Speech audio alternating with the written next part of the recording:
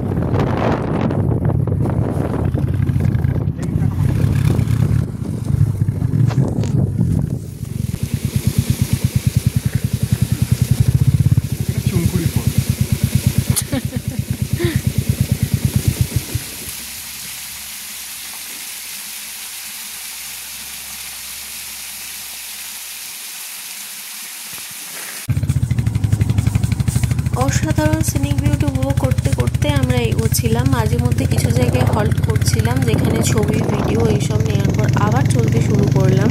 রাবাংলায় আমরা পৌঁছালাম প্রায় দুপুর নাগাদ হয়ে গেছিলো। তো আমরা যখন পৌঁছালাম তখন ওয়েদারটা একটু খারাপ হয়ে গেছিলো, দেখে মনে হচ্ছিলো যখন তখন বৃষ্টি নামতে পারে। তাই জন্য আমরা আর বেশিক্ষণ সময় রাবাংলার বুদ্ধা পার্কে কাটাইনি, যতটা সম্ভব তাড়াতাড়ি দেখে নিয়ে তারপরে পেলিংয়ের জন্য চলে যাওয়ার চেষ্টা করব আমরা। এই যে দেখা যাচ্ছে বুদ্ধা পার্কটা দূর থেকে, আমাদের এখানেই যেতে হবে। এখানে গাড়িগুলো পার্ক করা ছিল, এখানেই আমরা আমাদের গাড়িটাকেও পার্ক করে ঢুকলাম হচ্ছে রাবাংলা বুদ্ধা পার্কে। এটা হচ্ছে পার্কে ঢোকার মেন এন্ট্রান্স। এখান দিয়েই ঢুকবো, এখানে টিকিট কাউন্টারে টিকিট কাটতে হবে, তারপরে আমরা এন্ট্রি নেব। গ্যাংটক থেকে অ্যাপ্রক্সিমেটলি রাবাংলা 65 কিলোমিটার ডিস্টেন্স। আমরা এসে পৌঁছেও গেছি দুপুরের টাইমে। ওয়েদারটা দেখে তোমরা বুঝতে পারছো কিনা জানি না, একদম একটু মেঘলা হয়ে এসেছিলো ওয়েদারটা, একদম রোদের কোনো চিহ্ন ছিল না।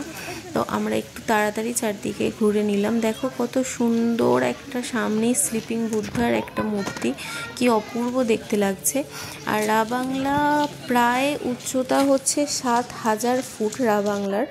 আর এখানে যে বৌদ্ধ মূর্তিটা দেখতে পাচ্ছ, এই বুদ্ধ মূর্তিটা 60 টন মানে 60 টন তামা দিয়ে বানানো হয়েছে এই বড় বুদ্ধা মূর্তিটা, যার উচ্চতা প্রায় 130 ফুট বা 40 মিটার। গৌতম বুদ্ধের 2550তম জন্মবার্ষিকী উপলক্ষে এই বুদ্ধা পার্কটা নির্মাণ করা হয়েছিল। পর্যটকদের জন্য একটা আইডিয়াল প্লেস বলতে পারো। ভীষণ সুন্দর চারদিকের পরিবেশটা, আর ওয়েদারটার জন্য আরও বেশি মনোরম লাগছিল। এখান থেকে দেখলে বুঝতে পারবে, দেখো এখান থেকে অনেকগুলো সিঁড়ি ভেঙে নামতে হবে। নামার পরে এই সুন্দর পার্কের মাঝখান দিয়ে যে রাস্তাটা আছে, দেখো কত সুন্দর একটা ফোয়ারা আছে, এই মাঝ দিয়ে যেয়ে অনেকগুলো সিঁড়ি ক্রস করে উপরে উঠে তারপর এই বুদ্ধ মূর্তির মধ্যে যে মন্দিরটা সেখানে তোমরা পৌঁছতে পারবে। যাদের পায়ের অসুবিধা হয়, যারা বয়স্ক হাঁটাচলা করতে পারেন না, তাদের জন্য কিন্তু এখানে গাড়ির ব্যবস্থাও আছে। পার্কের এন্ট্রেন্স থেকে গাড়ি রেন্টে পাওয়া যায়। গাড়ি একদম পার্কের মাঝখান দিয়ে নিয়ে আসবে, একদম এই মূর্তিটার নিচে নিয়ে এসে 15 মিনিট হল্ট করবে আর সময় দেবে এখানটা ঘুরে দেখার। ঘুরে দেখা হয়ে গেলে আবার একদম গাড়ি করে মেন যে এন্ট্রেন্সে ঢোকার যে এন্ট্রেন্সটা, ওখানেই নামিয়ে দেবে সবাইকে। মন্দির থেকে বেরিয়ে এসে একটা শিব মন্দির দেখতে পেলাম ছোট্ট। এখানে আবার লেখা ছিল বিওয়্যার অফ স্নেক, তাই জন্য এখানে একটু সতর্কভাবে চারদিকটা দেখে নিলাম। মন্দিরটা দেখার পরে আমরা গেলাম একটু কিছু খাওয়া দাওয়া করতে। পার্কের মধ্যে যে খাবারের স্টলগুলো ছিল সেখান থেকে আমরা নিয়েছিলাম এই ট্র্যাডিশনাল নেপালি ডিশ, যেটা নাম হচ্ছে সেল রুটি। এটা এক ধরনের বলা যেতে পারে একটু মিষ্টি স্বাদের খেতে হয়। এটা রাইস ফ্লাওয়ার দিয়ে বানানো। খেয়ে দেখলাম বেশ ভালো খেতে। এর সাথে আলুর একটা তরকারি টাইপের দিয়েছিল, একটু স্পাইসি। যেহেতু সেল রুটিটা একটু মিষ্টি, তাই জন্য আলুটা একটু ঝাল ঝাল ছিল, বেশ ভালো লাগছিল কম্বিনেশনটা। পাহাড়ে গিয়ে পাহাড়ের অথেন্টিক খাওয়া দাওয়াটা তো একদম মাস্ট। ওয়েদারটাও বেশ ঠান্ডা ঠান্ডা ছিল, তাই আমরাও ওখান থেকে নিয়ে নিয়েছিলাম একটা হট চকলেট। হট চকলেটটাও বেশ ভালো লেগেছে, মানে ওই রকম ঠান্ডার জন্য এই হট চকলেটটা একদম অ্যাপ্রোপ্রিয়েট ছিল।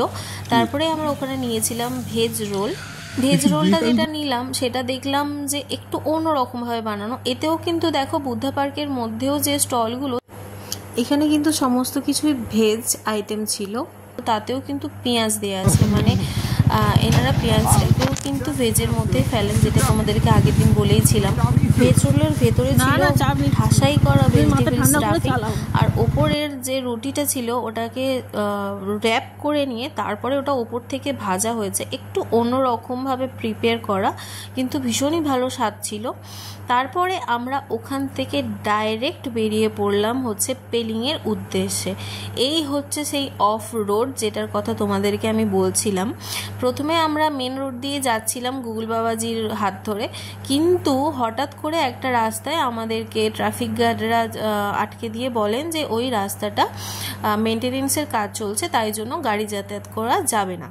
তাই জন্য আমরা গুগল বাবাজির হাত ধরে যে রোডে উঠে পৌঁছালাম, সেই রোডটা ছিল এই ধরনের একটা অফ রোড। প্রায় 5 থেকে 7 কিলোমিটার আমরা এইভাবে এই ধরনের মানে বাজে রাস্তার মধ্যে দিয়ে গেছি। ভীষণ খারাপ কন্ডিশন ছিল। এখন তো তোমরা অতটা বুঝতে পারছো না, মাঝে মধ্যে গর্ত হয়ে গেছে, কাদায় ভর্তি একদম রাস্তাটা। আর মাঝে মধ্যে তো রাস্তাটার মানে যে টার্নিংগুলো ছিল, পুরো ইউপিন টার্নিং যেগুলো ছিল, ইউপিন বেন্ডগুলোর মধ্যে দেখো আমাদের সামনে দিয়ে একটা ট্রাক যাচ্ছে, সেটাও ঠিকঠাক করে ক্রস করতে পারছে না, তাদেরকে আবার ব্যাক করে আবার এগোতে হচ্ছে। রাস্তাটা ভীষণই খারাপ ছিল। আমরা যখন পেলিংয়ে ঢুকলাম তখন ওখানকার রুরাল লোকেদের থেকে জানতে পারলাম যে এই রাস্তাটা দিয়ে নাকি ওনারাই 5 থেকে 6 বছর যাতায়াত করছেন না। যারা এখানে ব্রন অ্যান্ড ব্রট আপ, একদম পাহাড়ের কোলে, পাহাড়ের রাস্তা যাদের একদম ইজি, মানে দৈনন্দিন কাজে যারা এই রাস্তা দিয়ে ইউজ করেন পাহাড়ি রাস্তা, তারাই নাকি 5 থেকে 6 বছর এই রাস্তা দিয়ে যাচ্ছেন না। রাস্তায় যেতে যেতে কয়েকজনের সাথে কথা হলো, তারা বললেন যে আপনারা মেন রোড দিয়ে না গিয়ে প্রায় ওই বলে না বস্তি টাইপের এরিয়া, ওনারাই আমাদেরকে ব্যাখ্যা করে বলার জন্য বললেন যে প্রায় বস্তি টাইপের এরিয়া দিয়ে আপনারা ঢুকছেন, তাই জন্য রাস্তাটা এরকম অবস্থা। কিন্তু কিছু দূর এগোলে আপনারা মেন রোড যে হাই রোডটা, ওখানে পৌঁছে যেতে পারবেন। আমরা আমাদের কোথায় কোথায় বেড়াবো, কোন রাস্তা দিয়ে যাব, সেটা পুরোপুরি রিসার্চ করেই বেরিয়েছিলাম। এতদিন অবধি আমাদের কোনো প্রবলেম হয়নি, বাট আজকে আমাদের মেনলি ইচ্ছা ছিল রাবাংলা হয়ে নামচি 4 ধাম হয়ে তারপরে পেলিংয়ে যাওয়ার। কিন্তু আমরা ব্রেকফাস্টের জন্য যেখানে দাঁড়িয়েছিলাম, ওখানকার ভদ্রলোক আমাদেরকে বললেন যে রাবাংলা হয়ে পেলিংয়ে চলে যেতে। পেলিং থেকে যখন আমরা শিলিগুড়ি যাব তখন নাকি ওই রাস্তাটায় যদি নামচি 4 ধাম আমরা ঘুরি তাহলে ওটা আমাদের জন্য বেটার হবে। তো একদিনে পুরোপুরি না করে 2 দিন ওটা সময় নিয়ে আমাদেরকে করতে বলেছিলেন। ওখানেই আমাদের একটা গাইডেন্সের ভুল হয়ে গেছিলো, তাই জন্যই আমাদের এই রাস্তাটা দিয়ে যেতে হয়েছে, এই প্রবলেমটা ফেস করতে হয়েছিল। বাট আমরা যদি নামচি হয়ে মানে রাবাংলার বুদ্ধা পার্কটা দেখার পর নামচি 4 ধাম ঘুরে যদি পেলিংয়ে ঢুকতাম, তাহলে কিন্তু ওই রোডটা ভীষণই ভালো ছিল। অনেকেই আবার পাহাড়ি রাস্তায় অফ রোডিং করতে ভীষণ ভালোবাসেন। যদি হাতে বাইক থাকে তাহলে তো আর কোনো কথাই নেই। অনেকেই অফ রোডিংটাকে ভীষণভাবে এনজয় করেন, অফ রোডিং রাইড করতে। কিন্তু ওই দিন আমাদের লিটারেলি ভীষণই প্রবলেমে পড়ে গিয়েছিলাম। মাঝে মাঝে রাস্তা এত কাদা যে গাড়ি ফাড়ি সব স্কিড করে যাচ্ছিল। আবার তার মাঝে আমাদের যেটা হয়েছিল, ভীষণ কাদার মধ্যে যখন যাচ্ছিলাম তখন উঁচু একটা জায়গায় লেগে আমাদের বাইকের সাইড স্ট্যান্ডের যে পিনটা, ওই পিনটা মানে সাইড স্ট্যান্ড যে স্প্রিং, সেই স্প্রিংটা খুলে গেছিলো। তো সাইড স্ট্যান্ডটা আর দেওয়া যাচ্ছিল না, যার জন্য বাইকে স্টার্ট নিচ্ছিল না। যা হোক করে কি দড়ি টড়ি দিয়ে বেঁধে স্ট্যান্ডটাকে তুলে তারপরে ওই কাদা থেকে বার করা হয়েছিল বাইকটা বার করে একটু কাদা থেকে সাইড করার পরে আবার স্প্রিংটা ওই কাদার মধ্যে থেকে খুঁজে আনতে গিয়েছিলাম আমি।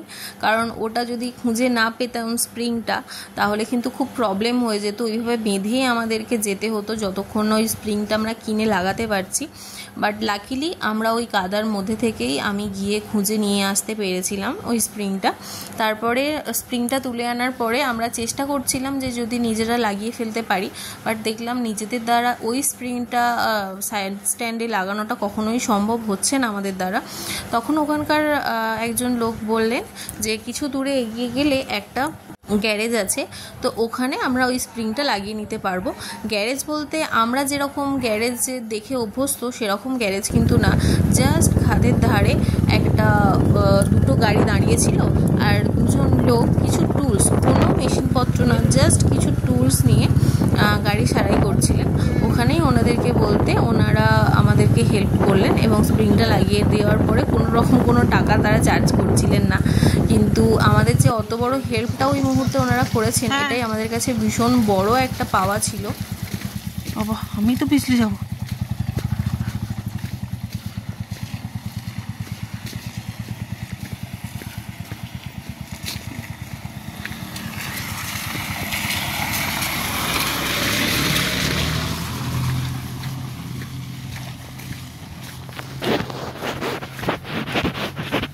এখনো এরকম খারাপ রাস্তা নাকি গো? এখনো এরকম খারাপ রাস্তা?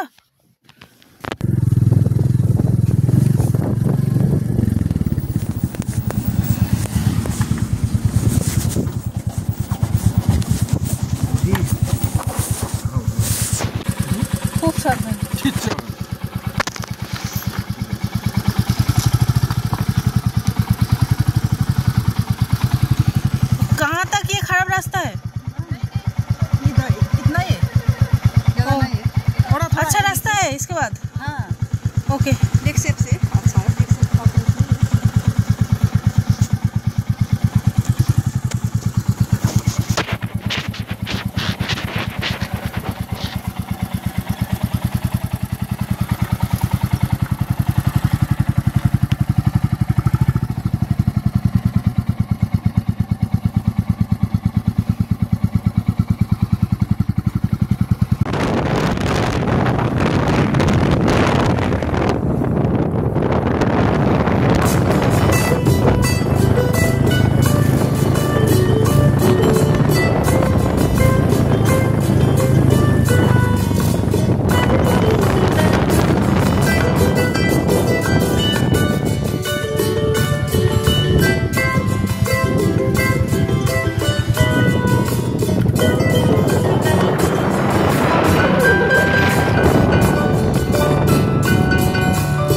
আলটিমেটলি 6:45 নাগাদ আমরা পৌঁছালাম পেলিংয়ে। আপার পেলিংয়ে আমাদের ছিল হচ্ছে হোটেলটা। তো এখান থেকে দেখতে পাচ্ছ আই লাভ পেলিং লেখা, আমরা পেলিংয়ে ঢুকে গেছি। এবার চলে এলাম আমাদের হোটেল রেটে। দেখো একদম পাহাড়ের পাশেই একটা হোটেল, পিছনে কিচ্ছু নেই, জাস্ট খাড়াই খাদ ছিল।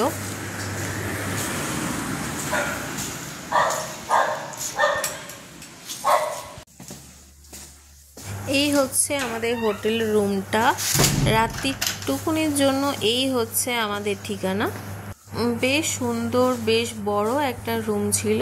আর এখানে জানালা দিয়ে একদম কাঞ্চনজঙ্ঘা দেখতে পাওয়া যায়। রুম টুরটা তোমাদেরকে শেয়ার করলাম। এখানে ছিল একটা কাভার্ড জামা কাপড় রাখার জন্য, তার পাশেই ছিল ওইরকম একটা মিরর প্লেস, তারপরে কিছু জিনিসপত্র রাখার জায়গা। এখানে ছিল টিভি, মাঝে ছিল একটা ছোট্ট সোফা বসার জন্য। আর এখানে খাওয়া দাওয়ার ব্যবস্থাও ছিল হোটেলে, আমরা যদি কিছু অর্ডার করতাম তাহলে সেটা বানিয়ে দিতেন। এখানে দেখো দেওয়া আছে একদম ইলেকট্রিক কেটল, সমস্ত কিছুরই ব্যবস্থা দেওয়া আছে। বাট আমরা খাওয়া দাওয়ার এখান থেকে খাইনি। আমরা একটু কিছুক্ষণ রেস্ট নেওয়ার পরে বেশি সময় নষ্ট না করে বেরিয়ে পড়েছিলাম ডিনার করার জন্য, একটু পেলিংটা ঘোরার জন্য মেনলি। একটু চারদিকটা একটু হেঁটে হেঁটে ঘুরলাম। কিন্তু তোমরা দেখে বুঝতে পারছো হয়তো রাস্তাটা একটু বৃষ্টিতে ভিজে গেছে। মানে তো আমরা যখন বেরিয়েছি তখন বৃষ্টি এসে গেছে, অল্প অল্প বৃষ্টি পড়ছে। এর মধ্যেই এখানে নিয়ে এসেছেন আমার কাছে একটু আদর খেতে। একটু ঘোরাঘুরি করার পর আমরা গেলাম ডিনারটা আমাদের সারার জন্য এই রেস্টুরেন্টটায়, যার নাম ক্র্যাসুলাস কিচেন। ভেতরে গিয়ে আমরা আমাদের খাবার অর্ডার করে নিলাম। ভেতরের অ্যাম্বিয়েন্সটা ভীষণই ভালো ছিল। এভরিওয়ান, এখন রাতে ডিনার করার জন্য আমরা রুম থেকে বেরিয়েছিলাম। এখন আমরা আছি আপার পেলিংয়ে। পেলিংয়ে এসে রুমের মধ্যে আমরা জাস্ট লাগেজ রেখে একটু ফ্রেশ হয়ে বেরিয়েছিলাম ডিনার করার জন্য। ডিনার করা হয়ে গেছে, এখন আমরা রাস্তা দিয়ে হাঁটছি, হোটেলে যাচ্ছি। মাঝে একদম ঝিরিঝিরি বৃষ্টি হচ্ছে, বেশ ঠান্ডা ওয়েদার। আমরা এখানে আসার সময় রাম বাংলা বুদ্ধা টেম্পল হয়ে এখানে এসেছি। তোমরা তো দেখিয়েছো আগে, তোমাদের সাথে ভিডিও শেয়ার করেছি। তো আজ রাত্রিটা এখানে থাকবো। কালকে আমাদের যে হোটেলটা আছে ওটা কাঞ্চনজঙ্ঘা ফেসিং ভিউ, মানে আমাদের উইন্ডো থেকে কাঞ্চনজঙ্ঘার খুব ক্লিয়ারলি দেখা যায়। যদি লাক ভালো থাকে তাহলে কালকে, যদি ফগ না থাকে তাহলে দেখা যাবে।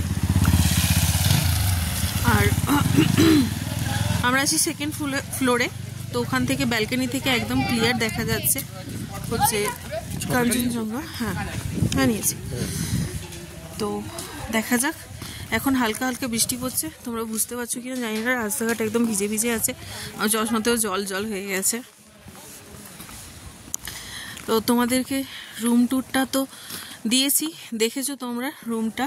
আর কাল সকালে আমি আরেকবার দেখাবো আমাদের রুমটা থেকে সকালবেলা মর্নিং ভিউটা ঠিক কীরকম লাগছে সেটা দেখাবো। আর আমরা কালকে পেলিং থেকে বেরিয়ে যাচ্ছি চারধাম হয়ে। আমরা যাব হচ্ছে চারধাম হয়ে আমরা যাব শিলিগুড়ি। কালকে সকালে স্কাই ওয়াকে যাওয়ার খুব ইচ্ছা আছে, তো ওখানে যাব।